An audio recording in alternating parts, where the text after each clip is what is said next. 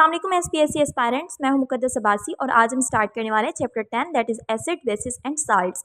इनकी nature explain करने के लिए डिफरेंट थ्योरीज हैं जो इनको एक्सप्लेन करती हैं, जिसमें सबसे पहली थ्योरी अरेनियस थ्योरी है। According to Arrhenius theory, acid is a species which gives H+ ion in a aqueous solution and base is a species that gives OH- ion in a water solution. लेकिन ये theory ज़्यादा explain behaviours को नहीं कर सकी थी, इस वजह से आई थी ब्राउनस्टेड-लवर थ्योरी एंड लेविस थ्योरी। उनको हम बाद में एक्सप्लेन करते हैं। यहाँ पर कुछ याद करने वाली चीज़ें मैंने लिख ली हैं कि एसिड जो होते हैं उनका सोर टेस्ट होता है, हाइड्रोजन गैस प्रोड्यूस करते हैं मेटल के साथ जब रिएक्ट करते हैं। यहाँ पर लिस्ट बनी हुई है एसिड्स की और सामने उनके यूजेस लिखे हुए हैं, ये यहाँ से याद कर लें। ये कुछ बेसिस हैं और उनके यूजेस है, ये भी याद कर लें। और ये भी पॉइंट्स याद कर लें कि ऑक्साइड्स जो मेटल के होते हैं, यानी first group and second group के जो ऑक्साइड्स होते हैं वो अल्कलाइन सॉल्यूशन प्रोड्यूस करते हैं, that's why they are basic in nature. Non metal के ऑक्साइड्स जो होते हैं वो एसिडिक सॉल्यूशन प्रोड्यूस करते हैं, इस वजह से इनकी नेचर एसिडिक होती है। एम्फोटेरिक सब्सटेंसेस जो होते हैं वो ना तो साल्ट एसिड्स के साथ रिएक्ट करते हैं, ना ही बेस के साथ रिएक्ट करते हैं, तो वो इंटरमीडिएट होते हैं। कुछ एसिड्स की प्रॉपर्टीज़ आ गई, कुछ बेसिस की इनमें एग्जांपल आ गए, एल्यूमिनियम ऑक्साइड है, जिंक ऑक्साइड है, एक्सेट्रा। उसके बाद जो सेकंड थ्योरी है दैट इज़ ब्राउनस्टेड-लवर थ्योरी, जो कि 1923 में आई थी।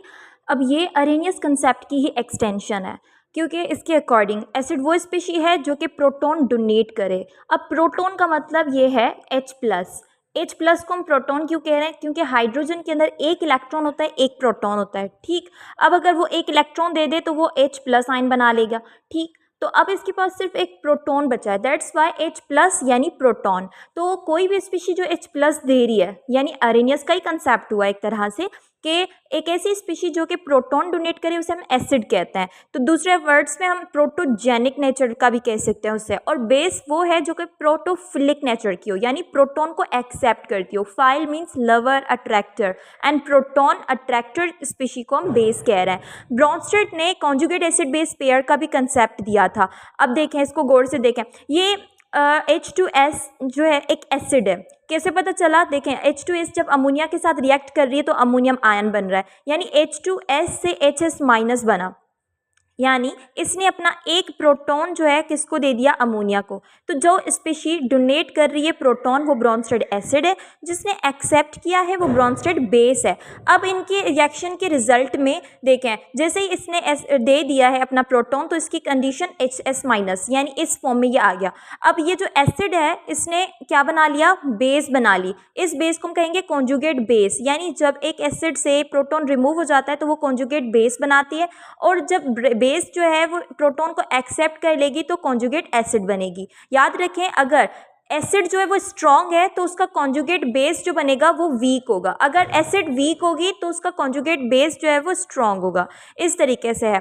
कुछ एसिड स्ट्रॉन्ग होते हैं, कुछ बेसिस भी स्ट्रॉन्ग होते हैं, कुछ वीक एसिड होते हैं। अब उनकी स्ट्रेंथ जो है वो उनकी डिग्री ऑफ आयोनाइजेशन से मेजर की जाती है। लेकिन एक और डेफिनेशन भी है कि जो एसिड आसानी से प्रोटॉन डोनेट कर लें वो स्ट्रॉन्ग एसिड होते हैं, और जो बेसिस आसानी से प्रोटॉन एक्सेप्ट कर लें वो स्ट्रॉन्ग बेसिस होती हैं। इसके अपोजिट जो प्रोटॉन जो है आसानी से लूज ना कर सकें वो वीक एसिड होती हैं, ठीक।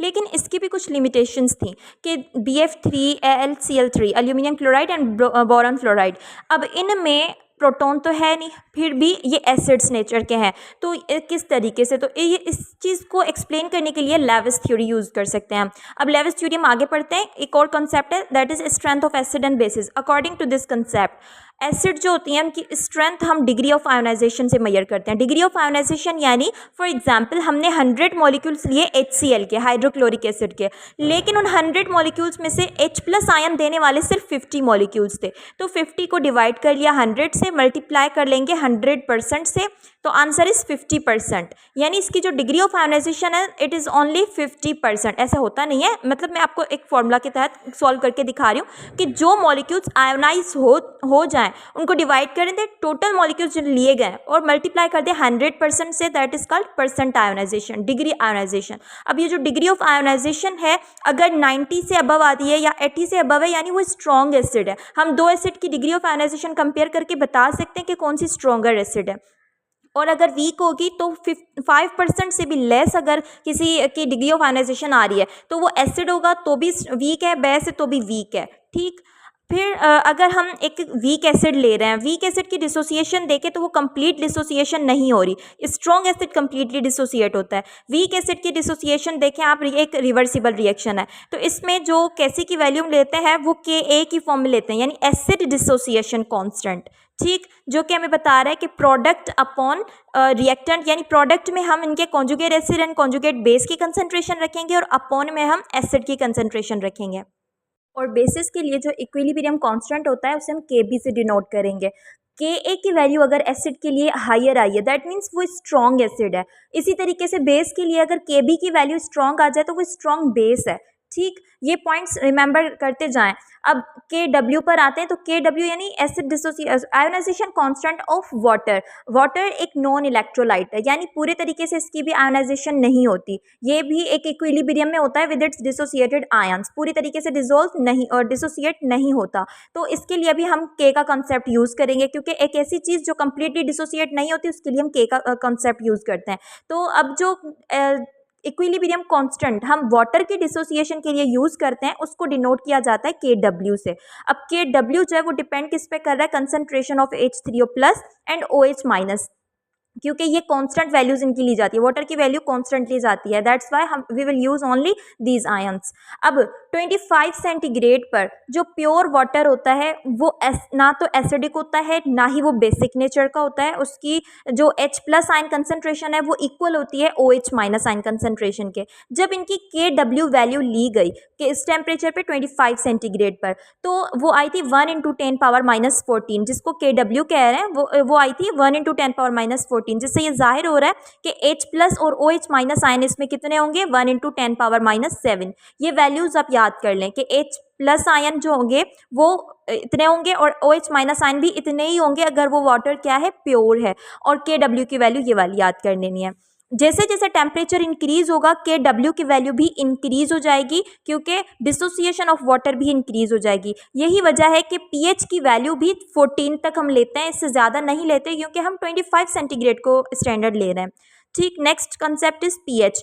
एक सोल्यूशन वीक एसिड का है तो बहुत ही कम H प्लस आयन उस वीक एसिड में से निकलते हैं। अब माइनस में वैल्यू चली जाती है, कभी पावर भी माइनस में चले जाते हैं, तो इतनी छोटी वैल्यूज़ के साथ वर्क करना is so difficult. That's why Sorensen ने 1909 में कंसेप्ट दिया था, that is about pH। P का मतलब होता है नेगेटिव लॉग, ये P फंक्शन जहाँ भी लगे दैट मीन्स नेगेटिव लॉग। अगर H के आगे लगा है तो negative log of H plus, OH के आगे लगा है यानी negative log of OH minus ion, और Pkw पूछा जाए तो नेगेटिव लॉग ऑफ Kw। इससे डिफरेंट प्रॉब्लम्स भी आ सकती हैं।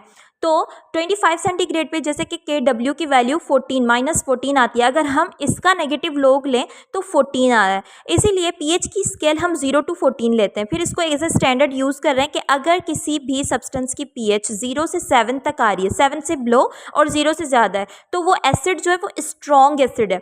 और स्ट्रॉन्ग एसिड में वो एसिडिक नेचर का है। अगर 1 से कम है या 1 to 2 तक होती है वो स्ट्रॉन्ग एसिड होता है। 7 के जितना करीब जाएगा वो एसिड वो उतना ही वीक होता जाएगा।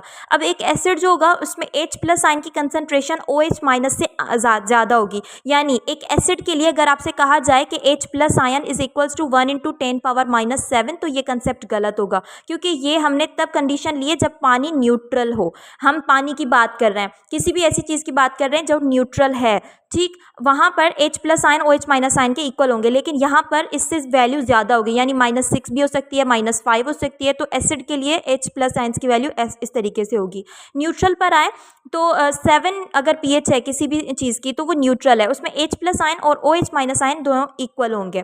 और अगर 7 से अबव है pH किसी चीज़ की तो वो बेस नेचर के है, उसमें OH माइनस आयन ग्रेटर होंगे देन H प्लस, यानी H प्लस आयन की कंसंट्रेशन देखें तो -7 से कम होगी, -8 हो सकती है, -9 हो सकती है, तो कम होगी H प्लस आयन की कंसंट्रेशन। ये कुछ फॉर्मूलाज यूज़ हो जाते हैं कि आपको pH की वैल्यू दे दी 7 और या कोई सी भी वैल्यू दे दी और POH की वैल्यू फाइंड आउट करने का पूछा गया, तो pH plus POH equal to 14 के इक्वल होता है। इसको रीअरेंज करके आप वैल्यू फाइंड आउट कर सकते हैं। जैसे pH की वैल्यू अगर 8 है तो 14 - 8 it will be equal to 6।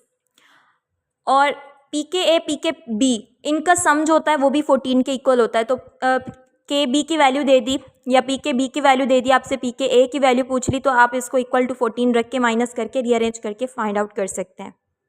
उसके बाद ये जो टेबल 8.5 एंड 8.6 हैं बुक से, वो आप याद कर लें दोनों टेबल। और फिर इनकी पीएच की कुछ प्रॉब्लम्स है जो मैं यहाँ पर सॉल्व करवा रही हूँ। जैसे कोई भी एक ऐसा एसिड हो जिसके पास एक ही हाइड्रोजन हो, तो आप सिंपल फार्मूला लगा सकते हो, negative log of H plus ion. अब H प्लस आयन को ना आप कोशिश करें कि आप एक्सपोनेंशियल फॉर्म में ले आएँ, क्योंकि बगैर कैलकुलेटर आपके आसानी से सॉल्व हो जाएंगे। तो ये 10⁻⁻1 हो जाएगा, क्योंकि जब भी हम राइट साइड पर शिफ्ट करवाते हैं पॉइंट को तो नेगेटिव वैल्यू में पावर आ जाती है। ठीक, तो अब ये 10⁻⁻1 इसके एक्सपोनेंट हो गए। माइनस माइनस से कैंसिल कर ले, log 10 जब आप लेंगे तो 1 के इक्वल आ जाएगा।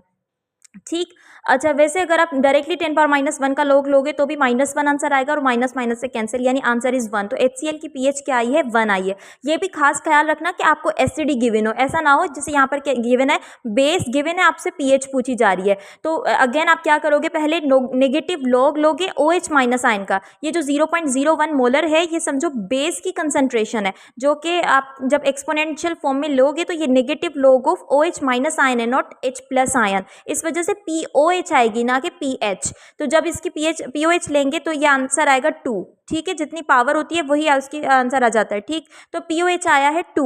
अब POH से अगर हम pH निकालना चाहें तो फॉर्मूला पहले ही बताया था, 14 - 2 कर लेंगे तो आंसर इज 12।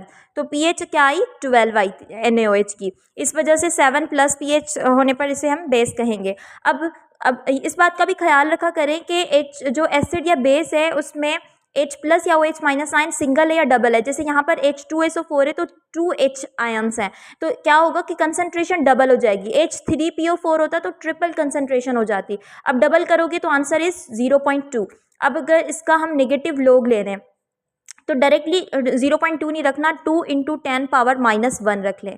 ठीक, अब 2 का log अलग से लेंगे, -1 का अलग से लेंगे, फिर उनको ऐड कर लेंगे, क्योंकि जब भी लॉगरिथमिक टर्म्स में दो चीज़ें मल्टीप्लाई हो रही होती हैं तो उनको हम ऐड कर लेते हैं। ठीक है, जैसे नेगेटिव log ऑफ 2 है तो नेगेटिव log ऑफ 2 लेंगे। याद रखें कि 2 और 3 के लॉगरिथम की वैल्यू आपने याद कर लेनी है। log 2 बराबर होता है 0.3 के, log 3 इज इक्वल्स टू 0.4। अब नेगेटिव log ऑफ 2 लेंगे तो 0.3 माइनस में आंसर आया। ठीक, प्लस जब नेगेटिव log लेंगे -1 का तो आंसर विल बी 1। 1 - 0.3 0.69 या 0.7 समथिंग आंसर आपका आ जाएगा, वही इसकी पीएच हो जाएगी। ठीक, एसिड या फिर स्ट्रॉन्ग बेस। लेकिन अगर आपके पास वीक एसिड या वीक बेस तो आपको लास्ट ए या के की वैल्यू भी गिवन होगी। अब देखिए वीक के लिए आपको के वैल्यू गिवन है। अब आप क्या करोगे कि पहले इन दोनों को आपस में कंसंट्रेशन और के ए की वैल्यू को आपस में पहले मल्टीप्लाई करोगे और फिर उनका अंडर रूट ले लेंगे। कंसंट्रेशन जो है 0.01 है, दैट मीन्स के 1 × 10⁻⁻2।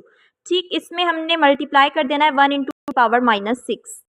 जब इन दोनों को आपस में मल्टीप्लाई करेंगे तो 10⁻8 आंसर आएगा, वो भी अंडर रूट के अंदर में। ठीक, अब अंडर रूट अगर हम -8 का अंडर रूट लें तो आंसर विल बी 10⁻⁻4, यानी हाफ हो जाता है रूट में। अब इसकी जब हम नेगेटिव लॉगरिथम लेंगे आंसर विल बी 4।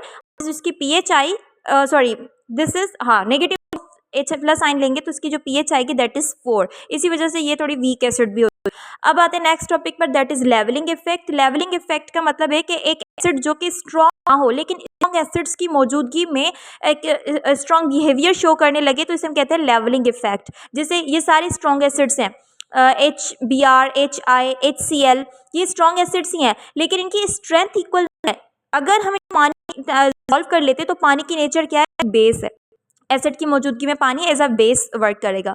तो बेस की नेचर क्या होती है, इलेक्ट्रॉन को लेना या फिर ऐसा कह लें कि प्रोटॉन को लेना, ये उसकी नेचर होती है। तो ये प्रोटॉन को लेगा वाटर, जब प्रोटॉन को लेगा तो इक्वली लेने लगता है। इस वजह से वाटर जो है वो लेवल कर देता है इन सबकी स्ट्रेंथ को। That's why is a levelling solvent and effect is called levelling effect. ठीक, लेविस थ्योरी जो कि थर्ड थ्योरी है 1923 में ही आई थी। ये third theory acid and base की नेचर को एक्सप्लेन करने के लिए। According to this theory acid एक ऐसा सब्सटेंस है जो कि इलेक्ट्रॉन पेयर को एक्सेप्ट करेगा, यानी उसकी नेचर क्या होगी, इलेक्ट्रोफिलिक होगी, इलेक्ट्रॉन लव। ठीक, बेस जो है वो एक ऐसी स्पीशी है जो कि इलेक्ट्रॉन पेयर डोनेट करे, यानी उसकी नेचर क्या होगी, न्यूक्लियोफिलिक नेचर होगी।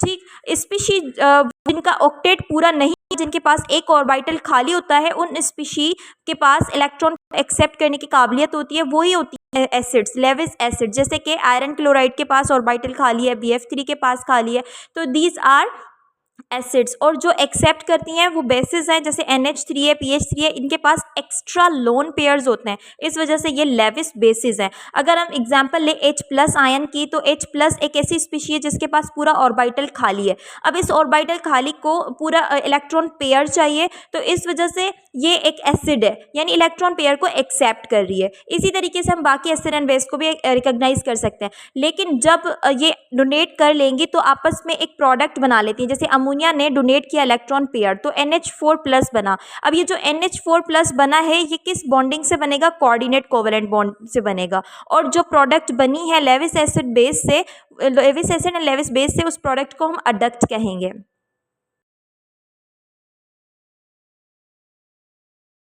उसके बाद है बफर सॉल्यूशन। बफर सॉल्यूशन एक ऐसा सॉल्यूशन होता है जो कि मेंटेन रखता है अपनी पीएच को। अगर आप ऐसे सॉल्यूशन में थोड़ा सा भी एसिड डाल देंगे तो भी उस पर फ़र्क नहीं पड़ेगा, थोड़ी सी बेस ऐड कर दें तो भी फ़र्क नहीं पड़ेगा। नॉर्मली किसी भी सॉल्यूशन में आप थोड़ा सा एसिड डाल दो, पीएच एकदम से गिर जाती है, क्योंकि उसमें H प्लस आयन डिक्रीज़ कर देते हैं पीएच को। लेकिन एक बफर सॉल्यूशन अपनी पीएच को मेंटेन रखता है। अब ये बफर बनता कैसे है? तो ये इसकी टाइप्स पे डिपेंड करता है। अगर बफर एसिडिक है तो वो वीक एसिड और salt with the conjugate base, weak acid का साल्ट जो होगा एक स्ट्रॉन्ग बेस से, वीक एसिड और स्ट्रॉन्ग बेस का जो साल्ट होगा उससे बना हुआ, weak acid and strong base से बना हुआ साल्ट और वीक एसिड, इन दोनों चीज़ों का मिक्सचर जो होता है वो एसिडिक बफर होता है। जैसे एसिडिक एसिड एक वीक बफर है, वीक एसिड है, और अगर हम इसका साल्ट बनाए सोडियम के साथ, सोडियम एसीटेट, तो ये एक एसिडिक बफर होगा, इसकी पीएच लेस देन 7 होगी। बेसिक बफर जो होगा वो weak base and it's salt with conjugate acid. ये जो अमोनियम हाइड्रोक्साइड है, जैसे ये वीक बेस है, और अमोनियम क्लोराइड एक स्ट्रॉन्ग एक वीक बेस का साल्ट है, तो उसे हम बेसिक बफर कह रहे हैं। ठीक, इसकी जो पीएच होगी वो ग्रेटर देन 7 होगी। ठीक, अब इसमें से क्वेश्चन जो बनते हैं वो ऐसे भी बन सकते हैं कि आपको दे दिया एक वीक एसिड दे दिया CH3COOH, ये एक वीक एसिड है, और दूसरा दे दिया NaOH स्ट्रॉन्ग बेस। ठीक, पूछ लिया कि ये जो मिक्सचर है ये एक बफर सॉल्यूशन के तौर पे वर्क करेगा या नहीं, तो आप देख लें कि वीक एसिड का जो कॉन्जुगेट बेस है वो स्ट्रॉन्ग नहीं होना चाहिए, वो साल्ट होना चाहिए जो कि वीक एसिड और स्ट्रॉन्ग बेस का हो। ठीक, ये तो प्योरली वीक स्ट्रॉन्ग बेस है, that's why it's not a buffer solution.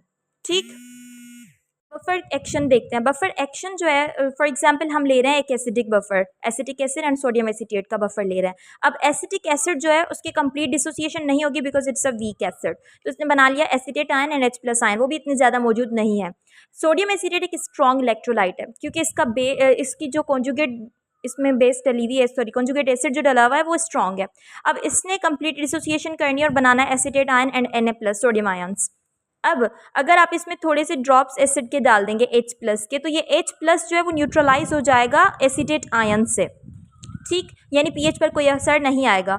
OH minus ion डाल देंगे तो ये न्यूट्रलाइज हो जाएगा H प्लस से, यानी अगेन पीएच पर कोई भी इफेक्ट नहीं आएगा। तो इस तरीके से बफर एक्ट करता है। अब एक ऐसा सॉल्यूशन है, बफर सॉल्यूशन है, जिसमें आप देखना चाह रहे हो कि पीएच कब चेंज हो रही है, क्योंकि हमने कहा है कि स्मॉल अमाउंट डालोगे एसिड बेस का तो पीएच चेंज नहीं होगी, लेकिन अगर आप इसमें ज़्यादा अमाउंट डाल दें तो चेंज हो भी जाएगी। अब लेट सपोज इसमें एक बफर सॉल्यूशन है। अब अगर आपने इसमें जिसकी पीएच जो है वो 5 है, अब अगर आपने इसमें H प्लस आयन डाल दिए तो इस पर कोई असर नहीं आया।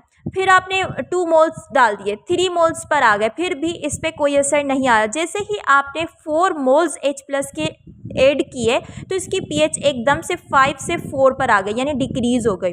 तो पीएच को 1 यूनिट चेंज करने के लिए कितने H प्लस कंज्यूम हुए? 4 मोल्स कंज्यूम हुए। That is called buffer capacity, यानी कितने नंबर ऑफ मोल्स एसिड या फिर बेस के चाहिए पीएच को चेंज करने के लिए बाय 1 यूनिट, सिर्फ 1 यूनिट बढ़ाने या कम करने के लिए जितने मोल्स कंज्यूम हो रहे हैं। और बफर कैपेसिटी मैक्सिमम होती है जब base to salt. Last topic is salts. Salts जो होते हैं वो reaction of acid and base से बनते हैं। फॉर एग्जाम्पल हमने HCl एक एसिड ले लिया और एक बेस ले ली। ठीक, जैसे ही आपस में रिएक्ट करेंगे तो बनाएंगे NaCl प्लस वाटर, तो सो दिस इज साल्ट। ठीक, अब ये जो साल्ट बनता है जब इसको पानी में डिजोल्व करते हैं तो ये साल्ट दोबारा से टूटता है अपने ही आयंस में, कैटायंस में और एनायंस में। ठीक। अब ये जो कैटायंस एनायंस में टूटा है, कभी कभार ये वापस वाटर के साथ रिएक्ट करके कुछ और कंपाउंड्स बना लेते हैं, दैट इज कॉल्ड हाइड्रोलाइसिस। लेकिन इसको हाइड्रोलाइसिस हम तब कहेंगे जब ये आप रिएक्ट तो करें वाटर के साथ, लेकिन वाटर के साथ रिएक्ट करने के बाद पीएच को भी चेंज करें। अगर पीएच के अंदर चेंज नहीं आ रहा, दैट मीन्स कि हाइड्रोलाइसिस नहीं हुई। तो रिएक्शन ऑफ कैटायन और anion of the salt, salt का एनायन और कैटायन रिएक्ट करे किसके साथ, वाटर के साथ, और नतीजे में या H+ आयन बने या फिर OH- आयन बने। अब जैसे इन दोनों में से कोई एक चीज बनेगी तो पीएच ऑफ सॉल्यूशन एकदम से चेंज होगी, दैट इज कॉल्ड हाइड्रोलाइसिस। ठीक। फॉर एग्जाम्पल साल्ट जो है वो स्ट्रॉन्ग एसिड और स्ट्रॉन्ग बेस से बना। जब दोनों चीज़ें स्ट्रॉन्ग होंगी या दोनों चीज़ें वीक होती हैं तो न्यूट्रल साल्ट बनते हैं। अब हम सपोज करते हैं strong acid and strong base लेके हमने एक साल्ट बना लिया, तो ऐसे साल्ट की कोई हाइड्रोलाइसिस नहीं होगी। याद रखें कि जो चीज़ स्ट्रॉन्ग होगी, जो चीज़ स्ट्रॉन्ग स्पीशीज से आई हुई होगी, वो दोबारा रिएक्ट नहीं कर सकती, क्योंकि हमने पढ़ा था कि एक स्ट्रॉन्ग एसिड का जो कॉन्जुगेट बेस है वो वीक होता है, इसी तरीके से स्ट्रॉन्ग बेस का जो कॉन्जुगेट एसिड है वो भी वीक होता है। ठीक, सॉरी इसका।